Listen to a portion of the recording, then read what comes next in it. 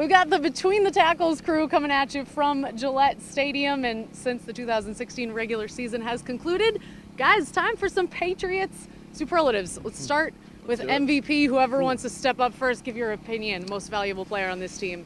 Tom Brady. Yeah, I'm going to go hot take on that one and say Tom Brady as well. If he's not the MVP of the entire league, he's most certainly the MVP of the New England Patriots. That's the boring option, although it may be true. Yep.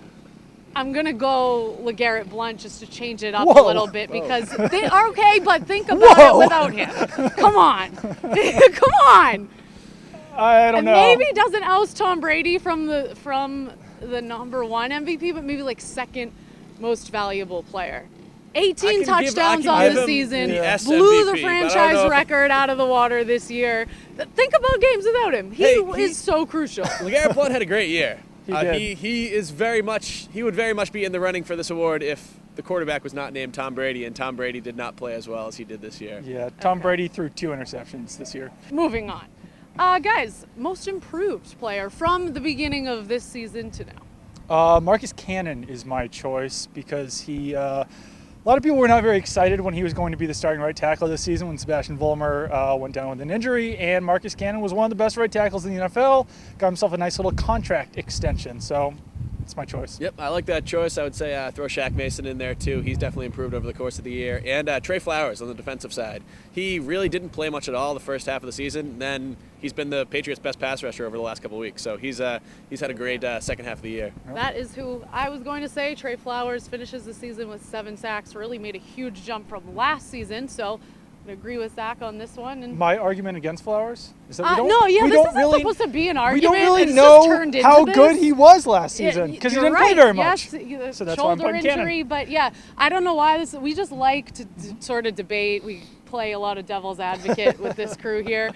This was not supposed to be. This is just we're just going with it. But it's going well. It's going well. All right, rookie of the year. I'm gonna go first on this one. Go for it. I say Malcolm Mitchell. Just checking my stats here. 401 yards, 4 touchdowns on the season, but the thing that I really think, his instincts are so good. When he's route running, he makes those improbable catches. I think that's what makes him the most important rookie on this team this season. I think that he probably, when he was on the field, was probably the best rookie. I gave it to Joe Thuney just because he was on the field a lot more, started all 16 games, played almost every single snap. He was the weakest link on the offensive line, but on this year, the weakest link was still a very good, solid player.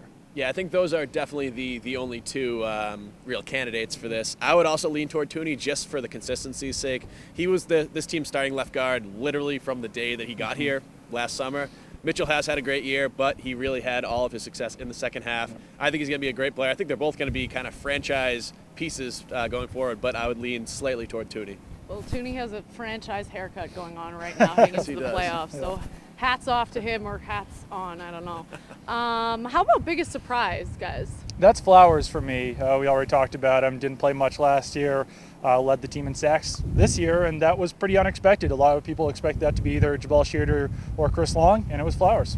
Yeah, for mine, I kind of went off the board a little bit. I would say the biggest surprise was the fact that they traded away Jamie Collins and the guys who have stepped up in his absence. Kyle Van Noy, Shea McClellan, Landon Roberts a little bit.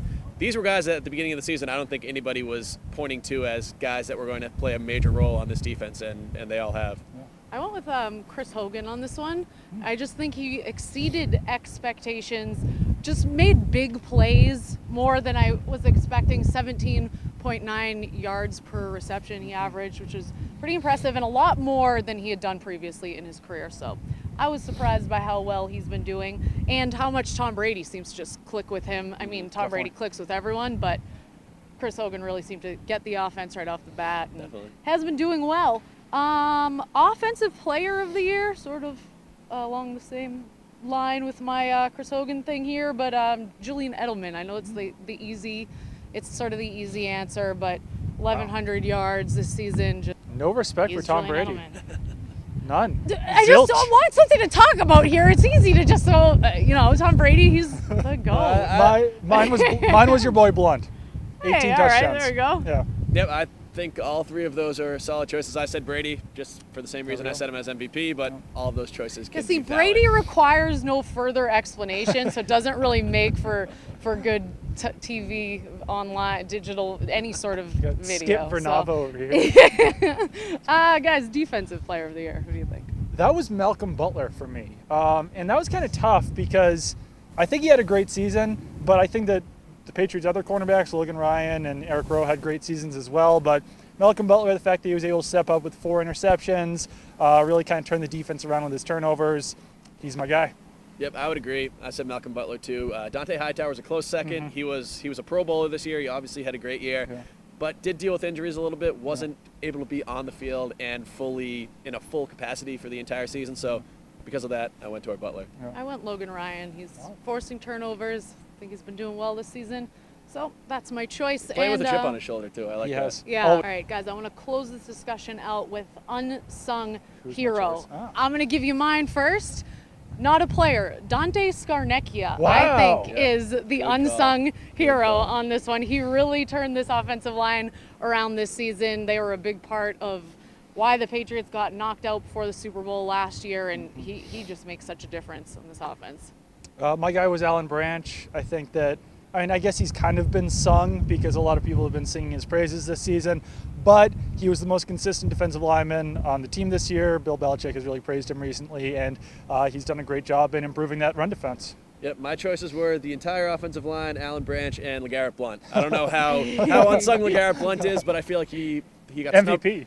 He got snubbed from the. See, I agree. I'm trying to sing for LeGarrette Blount. Nobody really, even after this season, nobody views the Patriots as a power running team, a team that has a really potent running offense, and this has been the best season of Blount's career. So I would lean toward him just for those reasons. All right, well, guys, I hope that everyone watching had as much fun watching this as we just did recording it, and this has been great. So keep it on NSN.com for all your Patriots news and more stuff like this.